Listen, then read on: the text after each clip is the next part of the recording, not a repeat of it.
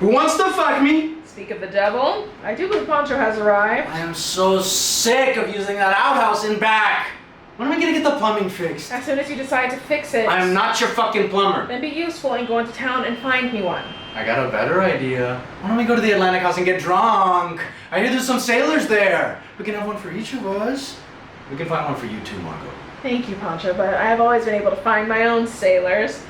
Contrary to what you might think about me, Pancho, drilling over a bunch of Neanderthals in tight white pants is not my idea of a good time. Since when? I'm still enjoying my cocktail. Come on, let's go! We're visiting.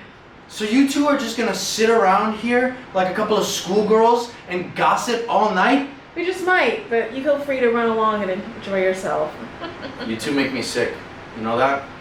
You're just a couple of snobs. Who the hell do you think you are? You make me want to puke. Then by all means, be my guest and puke. Only you'll have to do it outside because the mode still isn't working. You sound like a pathetic old drunken queen. I am 36, which makes me neither pathetic nor old. Drunken and a queen, well, I suppose that's a different story. Do not laugh at me! Trust me, we have better things to laugh at besides you. Not that you don't provide hours of entertainment. Oh, Tom, really? You just like to treat me this way because I'm Mexicano. No, Senor Pancho Rodriguez y Gonzalez of Crystal City, Texas. It's because those are the things you are good at. If Diego Rivera were here, I can assure you he wouldn't be fixing the toilet, and he's actually from Mexico. Pancho, what Tom means is... Don't tell me what he means. I know exactly what he means. I know him a lot better than you do. That is enough. I will not have you talk to my guests that way. Now please, make yourself useful and fix the commode. Fix your own toilet, or are you too important for that? Mr. Big Shot Playwright. And here we are. Always going to your fancy black tie events with your rich and famous friends, leaving me to stay at home. I've always invited you to come, but you always say they're a bunch of phonies. They are a bunch of phonies, and you're a big phony too, the both of you. You think I'm not good enough for you? I'm too good, that's the problem. Because I work for a living. Because I work for a living. That's right. You're out in the fields before dawn, toiling away, cutting the sugarcane on my enormous plantation, dreaming of the day you can be free. The fact is, you're perfectly happy living off me and you know it. If you want to leave, there is the door. The world beyond awaits, but I can promise you, baby, it's a cold and unforgiving place. You're not the only one who knows about the world.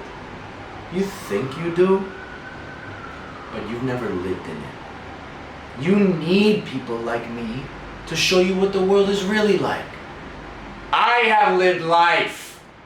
Maybe I'll write a play. Why the hell do you do that?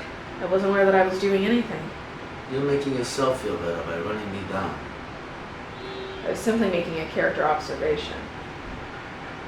You were running me down to make yourself come off more superior, calling me a slob and a punch-drunk fighter. My old man used to do that all the time. He called you a punch-drunk fighter? No. He used to put me down to make himself feel better. It was not my intention to. God, it made me sick when he did that. I apologize if my behavior invoked the specter of It your makes father. me crazy just to think about it. Son of a bitch. All I wanted to do was bust his head open when he did that. Instead, all I could do was cry. If it's any consolation, my father did the same thing to me. The man bullied me from the day I was born. Nothing I ever did was good enough, or I should say was manly enough. Not for him. And what did he do for a living? He was a salesman. So was mine. What was your mother like? Ma was a drunk. I used to have to scrape her off the floor of random bars in town and drag her home.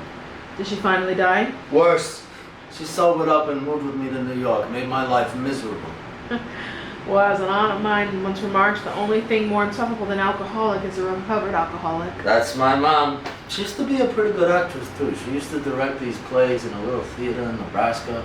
I saw her once in something, I don't remember what it was, some dumb comedy, but she was funny.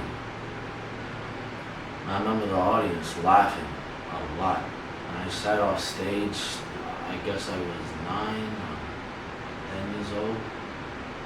Couldn't take my eyes off her. She had the most wicked laugh. She looked luminous up there. I was so excited to tell her all about it.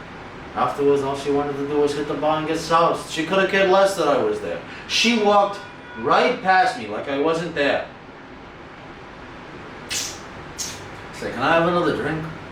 I got a little chicken between my teeth. My mother was a true Southern belle.